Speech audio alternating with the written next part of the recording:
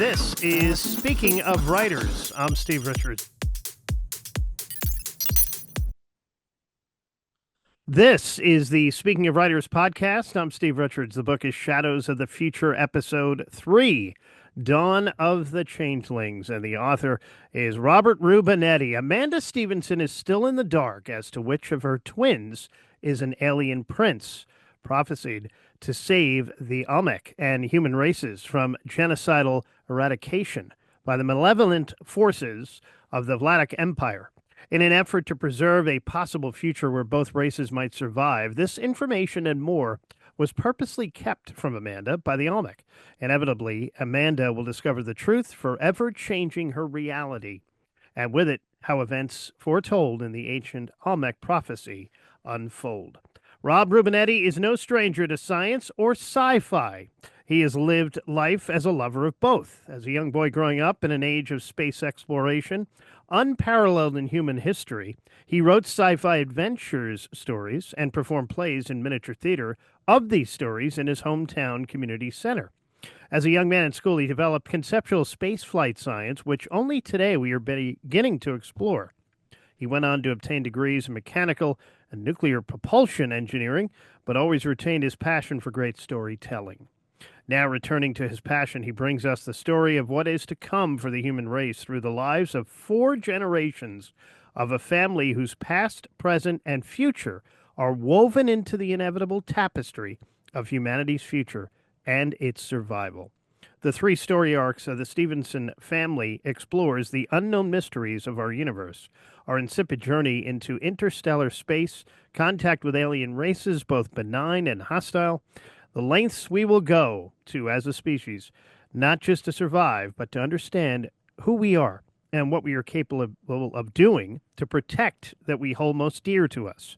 This is not a story of some long distant future or in a galaxy far, far away. This story has already begun in the here and now in our human existence, is only waiting to unfold in Shadows of the Future. Happy to have for the first time Robert Rubinetti join me now here on Speaking of Writers. Thank Robert, you. welcome to this program. Thank you, Steve. I appreciate that. Let's start with, where did the idea come from for this series for you? Well, as you identified, when I was younger, I used to write plays, but also been in theater.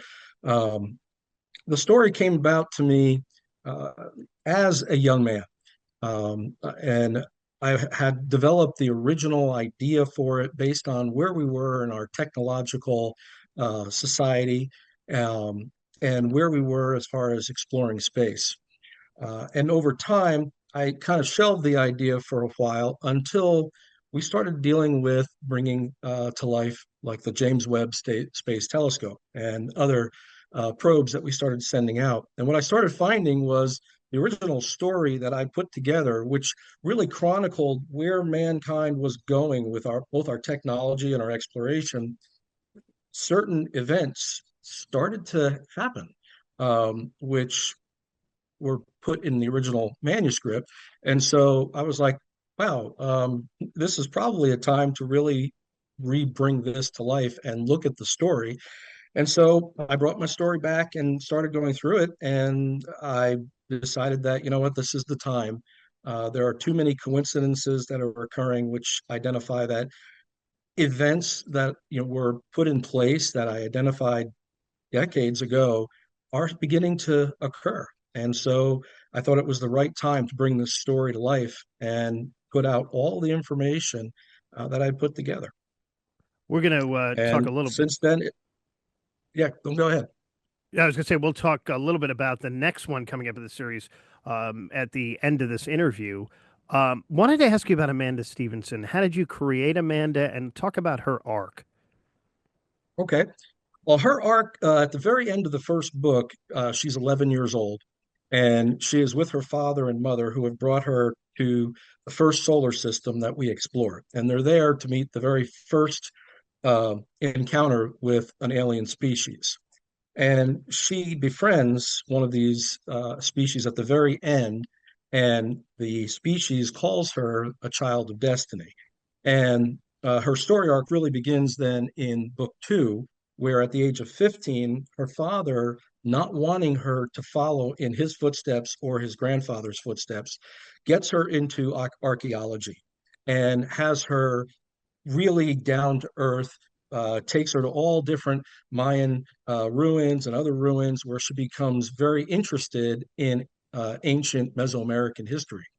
However, this ultimately leads to exactly where he didn't want her to go, because while opening a tomb in Exchanich, which is a Mayan city on the edge of Guatemala and Belize, they are opening a tomb of the very first Mayan leader. And while they're doing that, they Daniel Stevenson, her father, wants her to be present at the tomb opening. Well, he uses his influence, and when he gets there, the manager of the archaeological dig wants him to come in because they find something. What they find is an alien corpse. However, it's an alien corpse that has never been seen before, not even by uh, Daniel. It's a different species than he encountered, but the writing in the tomb is similar to what he encountered in Icon, which identified that there was an even earlier species that had been roaming around this part of the galaxy. So Amanda then eventually goes to college for archaeology. She eventually meets her future husband, who gets recruited by the UERO, which is the United Earth Reconnaissance Organization, to decipher this alien language, because the UERO has also found an abandoned base on Mars, which in the second book, this is actually the abandoned base. And she ultimately goes to Mars with him to try to decipher the language. At the same time, the UERO is exploring the new planets in the Icon system, which is 1.8 light years from us. It was found by one of our probes that left our solar system. We couldn't see it because it was covered by essentially dark matter, more or less nebulous type clouds, dust. So she eventually is going to go back to Icon to try to reach out to these aliens, because she ultimately deciphers the language and figures out how to communicate with them. She eventually goes to Icon. She eventually communicates with them, but then an event occurs and all communications stop. She's in a terrible accident where her fiance dies, but she's pregnant, and she's dying as well. But then the alien species that she was talking to intercepts her before she dies, and the alien queen Ikora heals her, and she asks if she can heal her child, and the queen says, "I can, but there's a cost." And the cost is the alien queen has been pregnant for 5,000 years, but her child's in stasis, and asks Amanda ultimately to carry her child, and her two children that she's ultimately born with will be twins. You won't be able to decipher one from the other. So Amanda agrees. However, this is where the first betrayal comes in. Amanda's child is dead. The queen takes the DNA, creates creates two children, humanoid children, but puts her child's essence in both of them, because her child's essence is just too big for one infant human child. So these children are being raised by Amanda believing one of them is hers and one of them is the queen. Now we pick up in Dawn of the Changelings. So when we pick up here, 8 years have passed since this time. Her children are now 10 years old. And she is living with what she thought was her au pair and eventually became her partner. However, this partner is not human. The partner is actually an alien who took human form to watch over the children and take care of the children as they grow. She lives about 20 kilometers outside of town, outside of the colony, and the only other person out there is a rancher named Arden. Arden, however, is also another one of the Queen's protectors, and he acts as a protector to ensure that they stay safe from any outside influences. And that's his general role until he becomes a mentor to the children when they're older. However, during this time period, the major antagonist in the book, which happens to be a human named Collins, he is probably the most powerful man in the solar system, icon system. He wants to build a defense system throughout the entire system to protect them from this threat that only he believes is coming, because Amanda has basically said this species of Vladock have been searching for the Almec for 5,000 years. They're not about to stop. And so their quest is an event occurs, which then makes everybody believe him, and he gets all the resources he needs to start building a defense system. But he knows humans have no capabilities against this species, or even the Almec, who are supposed to be our friends, but really haven't talked to us. So he forces Amanda to develop I'll call it an alliance between the Almec, the humans, and another species called the Icosians, which you learn about at the end of book one. The Icosians also live in the icon system, but they are actually a hybrid race between humans and the Xenophron, which are in the first book. Christopher Stevenson, who is Daniel Stevenson's clone from the first book, went to icon first. He was the very first individual there. He's half human, half essentially, he was a grown clone, but with a silicon-based brain. So he survives differently, but on a different moon than Icon 5. Eventually, these species all come together to agree to have an alliance, and they start building their alliance. And the only thing that's held the Vladock at bay is they're at war with another species, but they're going to win that war. And when they do, they're going to continue their search for the Almec warrior and king, who was prophesied to save his people and destroy the enemy. So the emperor of the Vladock Empire wants to find them and destroy the last remnants of them. And he's putting together a massive fleet. Eventually, they do find them. But by this time, the boys have grown up and they start building this weapon called the Eschaton.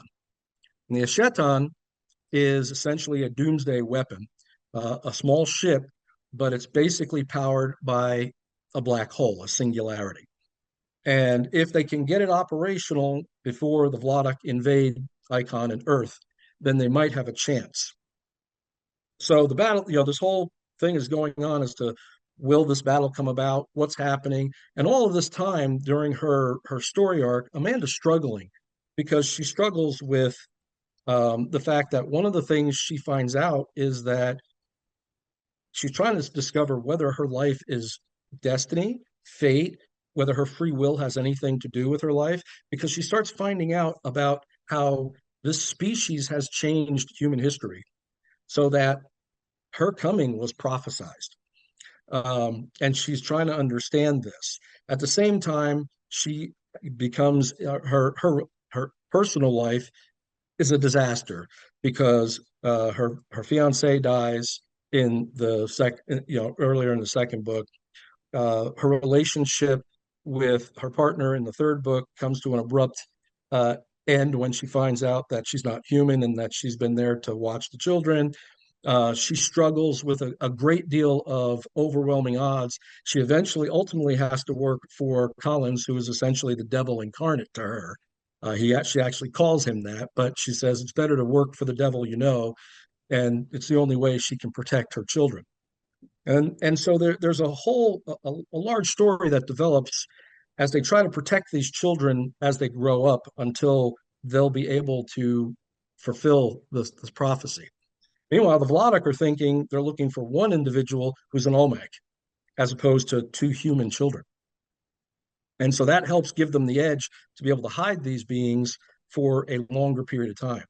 But as they grow up, some of the things, their Almec spirit starts coming through. They demonstrate things they shouldn't be able to demonstrate when they're for example, during a karate match, one of the kids is getting beat up very badly, and his brother comes over and helps him focus. And when he does that, for a moment, the interior being surfaces, and he essentially obliterates the other character. And so they start seeing a bleed through of this. And what Amanda's afraid of is she believes that eventually the children that she knew, the children she raises, their personalities will disappear, and the queen's children will eventually emerge fully. And so, when she finds this information out, this truth, it's devastating to her. It's one more challenge that she has to overcome. And she uses that to overcome it in a very unique way, which eventually leads her to carry out her destiny, and allows the human race to survive. It allows the Almec to survive. It ultimately comes down to a pinnacle moment in a massive battle, where it doesn't look like we're going to win. And unfortunately, on Earth, we do lose a significant battle. But on Icon, it's a slightly different story, and the story continues. There's a lot more to the story, but her story arc ultimately comes to an end. For the most part in this book, she gets brought in a little bit in the next book as well. But that's like I said, that's basically the storyline. It's a story of the human race just starting out. We only have two ships that allow us to bring humans between Earth and Icon, and it takes 4 years. It's a 4 year journey because it's about 1.8 light years away, and we have developed the ability to go to about half the speed of light. And we use a combination of particle acceleration and essentially dynamic fusion. Both technologies, the particle acceleration has existed for years, for decades. Fusion and dynamic fusion, we're right on the cusp of creating now. You put those technologies together, and it can actually develop a thrust. That thrust eventually develops your engine, which Amanda Stevenson's mother ultimately developed. So the whole family is at the center of this entire tapestry. But that's essentially where we're at. All right. Chatting with Rob Rubinetti here on Speaking of Writers. Talk about the alien prophecy a little bit and how it plays into the story a little more. Sure. So 5,000 years earlier, the Olmec species was on the verge of ascending. Their corporeal bodies were beginning to essentially disintegrate, and they were going to ascend because they are such a more of an ancient species. However, the Vladock, which was another species who was a warlike species, was afraid that this ascension would mean that they would overcome all other species in the galaxy.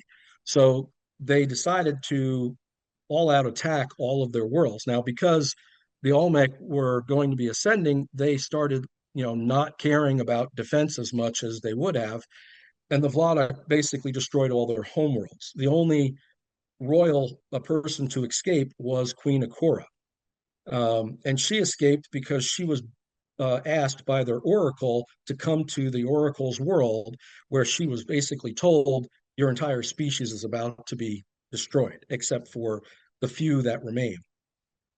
She's also given this prophecy that a warrior and king shall come to essentially save what's left of the race and destroy the enemy once and for all.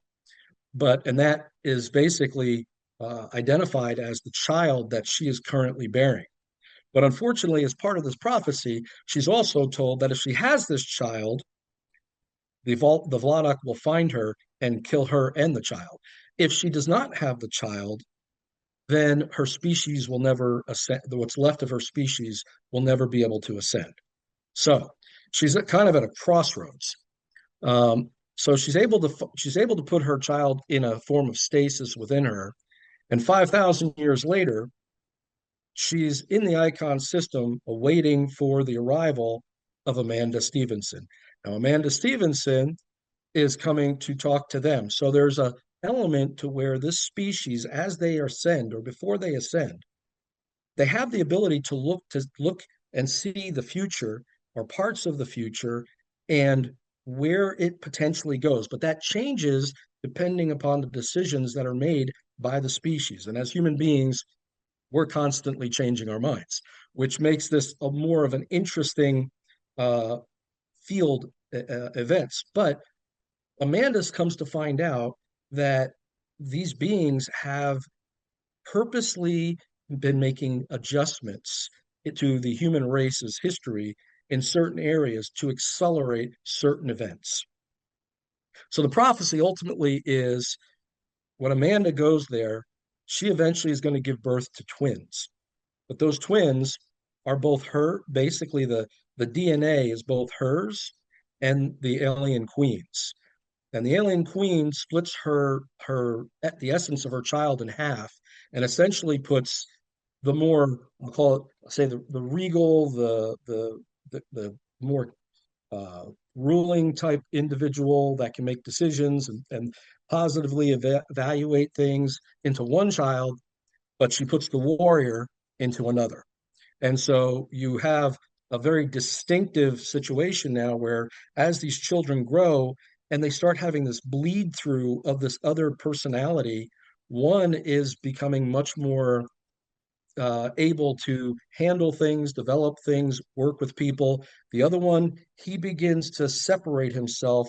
He becomes more, has nightmares. He becomes more aggressive, and the different personalities begin to emerge. And Amanda, she's worried that her children, the ones she's raised, will eventually disappear altogether. And then, of course, she's desperately worried that what can she do to help when her children have special powers that they're going to develop, and she has nothing. But that changes, and she decides to demand certain things from the alien species, the Queen Akora, and she ultimately gets what she wants. And because she's a very strong individual, she overcomes a tremendous amount of obstacles in her life, of heartaches. She has maintained her children secret for the most part from the rest of the colonies, so that nothing would be discovered until they go to high school. And then there's interactions and things that begin to happen, and she has to let it happen because they have to grow, they have to evolve, and so does she. Yeah, Amanda clearly has a lot of stuff going on here in this book, in Yes, the she series. does.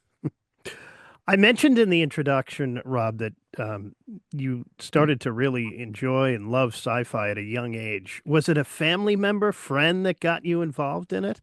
That was the inspiration? Actually, no. It was it was right from the get-go. None of my family liked sci-fi Mm. at all. But from the get-go, I was enormous into it. But yes, there was an individual. Um, so in my first book, I dedicated my first book to a gentleman named Ralph Kelly. Ralph Kelly was the art director at the community center where I spent large part of my youth, and developed a very close relationship with him. And he was a close friend of my family, helped raise my siblings, but a huge influence. Always had ideas and developing stories and so on and so forth. And I spent an enormous amount of time doing miniature theater with him and other things to where it just became natural to become very creative. But at the same time, the sci-fi was on my own. I mean, I was born, shortly before the Apollo 8 mission, Mm. and the Apollo missions, and of course, Star Trek had a huge influence on me in the '70s. I went to conventions in the '80s, and just natural progression. The original old-fashioned movies were my favorite. The original The Day the Earth Stood Still, Forbidden Planet. These were all fascinating to me when I was, yeah. And again, I grew up in an age where at the age of 10, we launched Voyager 1 and Voyager 2. You know, Yeah. seeing us land on Mars with Viking 1 and Viking 2, seeing, the Voyagers go to Saturn and go to Jupiter and eventually Neptune and Uranus and all the things discovering at that time. Being going through your teenage years, seeing all of these and seeing the space shuttle and development of that, and you know going through all the different technologies that we were developing in the '80s and the '90s, it was enormous to be on that frontier and be able to follow that. And so, yes, it all had an influence, and that kind of drove me to, instead of being following the theatrical arts, I went into engineering. mechanical engineering and nuclear propulsion systems engineering. So, when they develop a nuclear propulsion engine in the book, well, there's a little bit behind that. Point being is I've always loved science. I've always loved science fiction, engineering. I'm fascinated by what we're able to accomplish, the things that we're talking about today, and most importantly, we're finding things that, as our technology's improved, space technology, it's James Webb's telescope, we're seeing things, we're finding things we've never seen before, things that are not that far away. We're finding that, what we believed that there were exoplanets around so many of our stars. We're finding that now. We're seeing that now. It was something we always identified that we believed that were there, and now for the first time we're seeing it. Albert Einstein did something in 1938. He wrote a paper. He was trying to talk about the infinite gravity, and he essentially in that paper identified that as stars would collapse, they could reach a point of infinite gravity, hence a black hole. And over the decades, a black hole became a term that was used constantly. And it wasn't until the 70s when we started having telescopes that could observe the inner parts of the universe and of the galaxy and started seeing behavior of stars that identified that there had to be something super dense that these stars were going around to make them like that. And we'd see stars that were warped that only a black hole could potentially do something. And it wasn't until 2019, 81 years later, that we took the first picture of a black hole. So again, the influence was there, the understanding was there, the math was there. It took us 81 years for our technology to develop enough for us to see it. Who's the Shadows of the Book, Shadows of the Future series has either started or it's about to start. And it will cover essentially the next century of human evolution, human space travel, and how we get there. You know, one of the things about getting there is always the hard part. What will make us a species to come together to want to do something? We are a species of many different cultures, of many different backgrounds, but coming together, we can come up with some amazing things. But it takes something monumental to do that. And this series of books goes into explaining how that happens and where we go. And speaking of which, this is a 5-book series, by the way. Give us a short, brief tease of book 4, which is coming. Okay. Well, the plot is not fully identified, but book 4 is called Warrior of Prophecy, and it will focus on one of the twins who he was the twin that ultimately went and destroyed the Vladock fleets and saved the humanity. Uh, his journey is going to take him as he finally gets to his final goal before he was going to come back.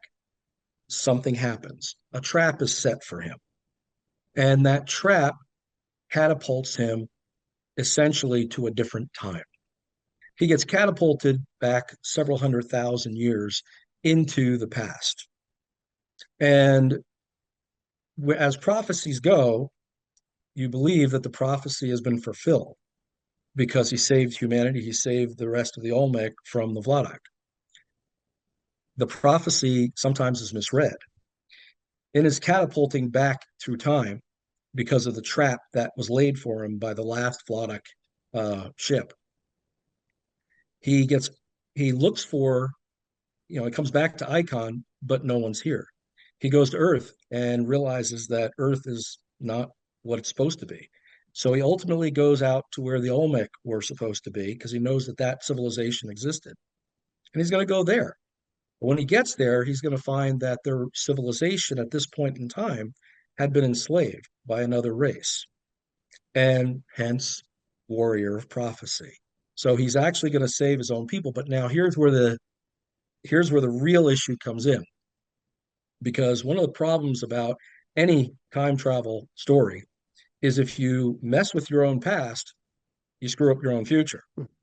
But he does it in such a way to where if you change something in the past, but you take the place of it and you follow through with the events that actually happened, who's to say you change time? Time is like a river, and you recreate the same events, even if you're not the same people. Who's to say that the outcome won't be the same? Now, he does some things, and ultimately, uh, I don't have a real ending to where he gets to, but his life will be endangered. He loses the weapon that he has. That weapon comes back through time, a decade or so later, to where it goes back to his brother. And then his brother, who ultimately at this point is a politician of all things Hmm. for the human race, and a very well respected individual, and had started a community of actually first responders around the entire system. He eventually finds out where his brother is, and in the fifth book will go and complete the series for the Almec. But before they go, the rest of the Olmec are going to leave and give one last bit of technology to the human race. And that bit of technology is the last thing that we're going to need to be able to go further out into the stars. And it's basically the ability to travel through folded space. We can, because we can travel from Earth to the Icon system, and it takes 4 years to do it in our ships. So we have two ships, and every 4 years they basically go back and forth, and we've been populating the Icon system and depopulating the Earth. But as such, we still really can't reach the next star systems. Whereas the Olmec, they have the ability to do that through folded space, as do the Vladock, which that's going to be finished. But they're going to give that technology to the human race before they leave, and that essentially will finish out the 5 book series, and then I can start with the next evolution of the human race and our reach into the stars. So a lot more to come from Rob Rubinetti.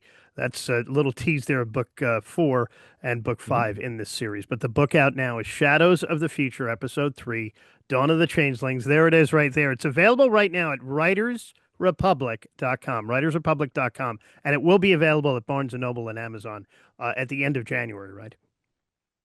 Yep, that is true. And remember, this particular book is a story arc between book 2 and book three. So book 2 is Destiny's Child, which is starts Amanda's story arc, and her story arc finishes in book 3. And of course, if you want the history behind it, you There's go to book book 1. 1, which is Shadows of the Future, which covers the first 2 generations, her grandfather's involvement and her father's involvement in how they made first contact, and how it changed our species to allow us to go to our very first solar system. All right. And if your independent bookstore doesn't have it in stock, ask for them to order it. They'll get it for you too. So shop local. Rob Rubinetti, thank you so much for joining me. Thank you very much, Steve. I really appreciate the opportunity. And again, the book is Shadows of the Future, Episode 3, Dawn of the Changelings, out now. And this is the Speaking of Writers podcast. This is Speaking of Writers. I'm Steve Richards.